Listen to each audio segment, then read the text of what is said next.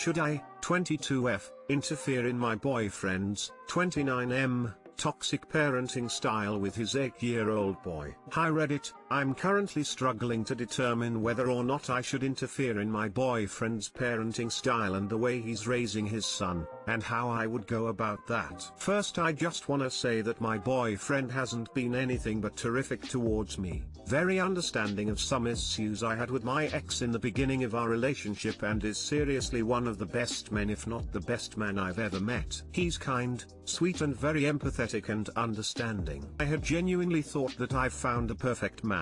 So that's why I was shocked to see the way he's raising his son. It's like he's not allowing him any room for emotion. He's constantly using outdated phrases with him like "man up," "you're a man and men don't cry for no reason, suck it up." The other day he was helping him with his homework. He basically drove him nearly to tears and then told him not to cry. It was horrifying to watch. When I told him to stop, he stopped and said he's sorry and that he might have taken it too far, but he's doing it for his own good. Now I didn't know if it was my place to tell him how to raise his son, especially since we've only been dating for 7 months, but I've become really attached to his son and I couldn't just watch him be bullied by his dad like that. So I talked to him about it and he seemingly agreed with me and even told me that he felt so bad about that, and that he's turning into his own father without realizing it. Felt optimistic after that conversation and thought it would help. Fast forward a few weeks and we're back at square one, same kind of situation again,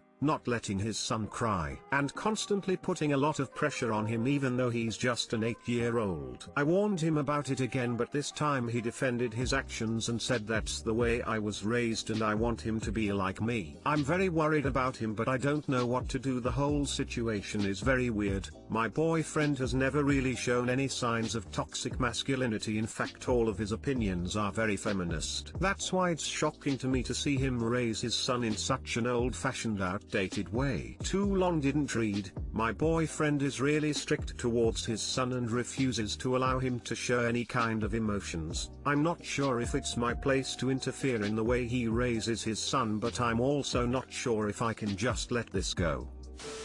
Parenting is something you can't really compromise on. So, unless you are not interested in a long-term relationship, you might want to talk with him about it. If your parenting styles don't line up and there is no wiggle room in his view nor yours, then it might be better to break up. Right now, it may not be your place to interfere, but if this is a long-term relationship for you, then you will be stepmom to this kid.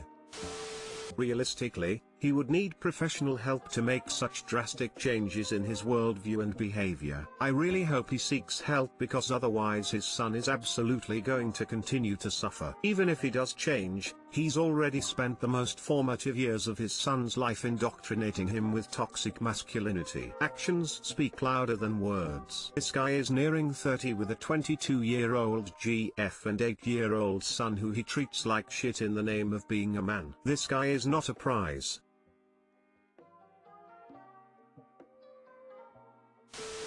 I warned him about it again, but this time he defended his actions and said that's the way I was raised and I want him to be like me. Your son is not you. And if you sincerely want him to turn into the cruel parent I'm seeing right now, you and I have a big incompatibility to discuss. Sometimes the men who are the loudest about their feminist beliefs are the least likely to actually practice them at home. You're starting to see evidence that this was a front to rope you in, but he can't hide his real feelings or beliefs when he's interacting with his son. He said what he needed to say to impress you, but now you're getting the truth. And you should pay close attention, because I guarantee his nasty side will not stay roped off in his parenting.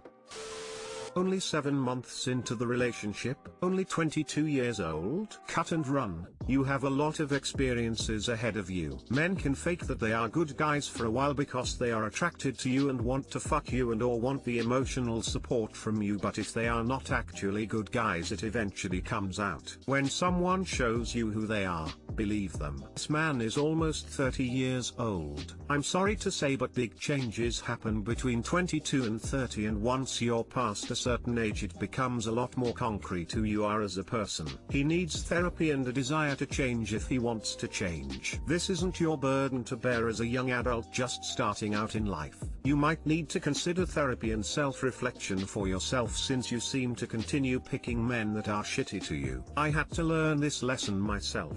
But if you're not in an emotionally healthy place yourself, it might not be the best time for you to take on a project. Literally personally broke off an engagement with a man who I thought had a good heart but needed work. I also needed a lot of work and suddenly realized I couldn't be this person's therapist or counselor when I myself needed therapy and counseling.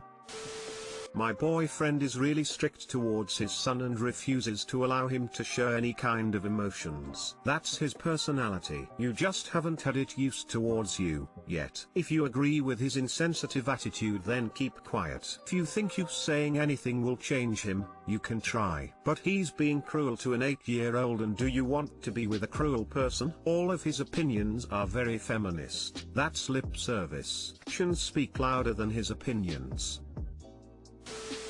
Me, 33F, wanting more than dating mode with the guy. 35, I'm seeing in the past 3 months. Is it possible? We met on OkCupid and really hit it off, which is very rare for me. We meet a lot, cook, laugh, go camping, all the fun stuff. I really like this guy, but we both have trouble with trust. I feel like there's a safety distance that must be kept and it prevents us from becoming more intimate and share more than a good time. I don't want to ruin it with a serious talk, but I feel I'm getting hostile because of my insecurity and confusion in our relationship, and I do want to share with him that I want more with him, that the casual manner of his responses to any type of verbal affection from me, like oh when I tell him that I've missed him, and lack of questions, any questions that aren't related to our meetings, he initiates dates, plans stuff, he's very physical and warm and does seems to care about our relationship, but I want more going forward. I've tried taking the lead on this, and share and allow myself to be vulnerable, but he stays in the safety distance, and I interpret this as lack of interest and affection and a sort of rejection and close up, all hurt and lonely. How can I create a conversation that's not accusing and demanding, but positive and constructive? Too long didn't read. How can I create a conversation that's not accusing and demanding, but positive and constructive with the guy I'm dating for 3 months now, regarding me wanting more than just having fun together? Just talk to him about it all. You won't ruin anything. If he doesn't want what you want, what was there to ruin? If you ruin the relationship by asking where you stand in the relationship, you never had a relationship to ruin to begin with. Not to mention it sounds as though if you don't ask you may end up pushing him away because of your building resentment. You can simply say, hey, I really like you and I've really enjoyed our time together. I'd like to discuss with you where you see this going.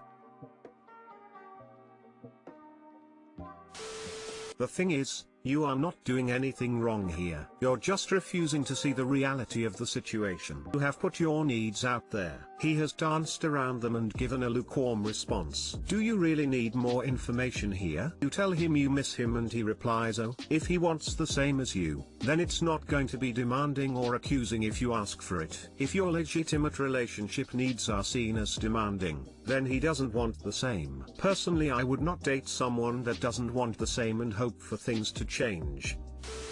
I would ask him straight up to avoid wasting time in case he is not looking for anything serious. Cause at the moment you are beating around the bush. The longer you avoid having the conversation, the more attached you will become and the harder it will be for you to let go if you find out his intentions aren't the same as yours. You will not ruin the relationship at all. The points you want to discuss are completely valid.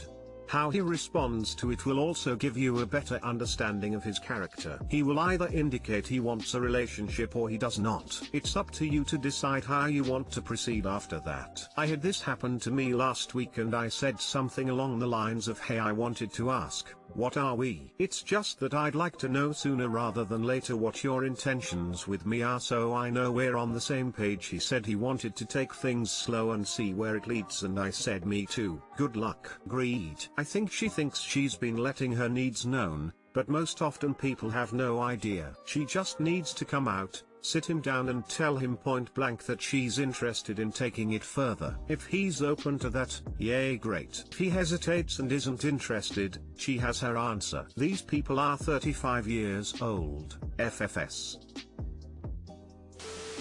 I, 27F, have been abandoned by my friends, 25-26F, and in turn, I have abandoned them. I had a group of really good friends back in high school. We were a solid group of friends and always hung out at lunchtime in the cafeteria and after school. Somehow, from then to 2020, everything changed. My guy friends, 25-27M, stopped hanging out with us due to their busy schedules, which is fine. I'm not blaming them in any way, but the girls, 25-26F, and I still continued to hang out for a few more years. In the past couple of years, I have hit this block with them where they'll start hanging out without me. I shrugged this off initially because I had work and school, so I was constantly busy and had little time to see anyone, including my own boyfriend. Whenever I did hang out with them, they would talk about things that I had no idea what they were talking about. I would just be completely left out of the conversation and be by myself.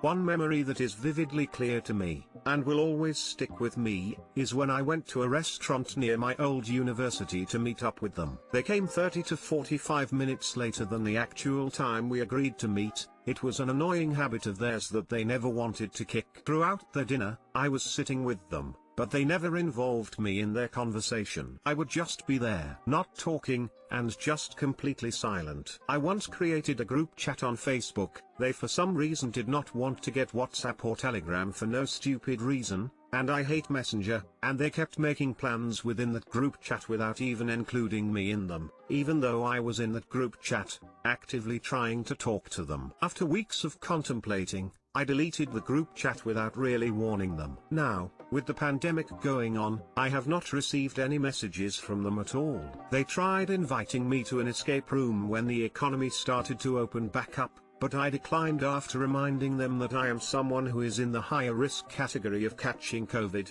and they know about this health condition, but I guess they forgot for whatever reason. In this year alone, I've come to realize what kind of friends they really have been to me. The lack of communication on their part, I've tried to send a text to them a few times with little to no response, isn't completely surprising to me, but it does disappoint me to see that they would, without a doubt, throw away 9 years of friendship with me. I've unfollowed them on IG and removed them from my following list. Am I in the wrong for abandoning them and breaking off my friendships with them even though they basically did the same thing to me initially? Too long didn't read. 9 years of friendship with a group of 5 girls. Haven't really had an actual conversation with each of them in the past 3 years, despite hangouts. Never felt more alone.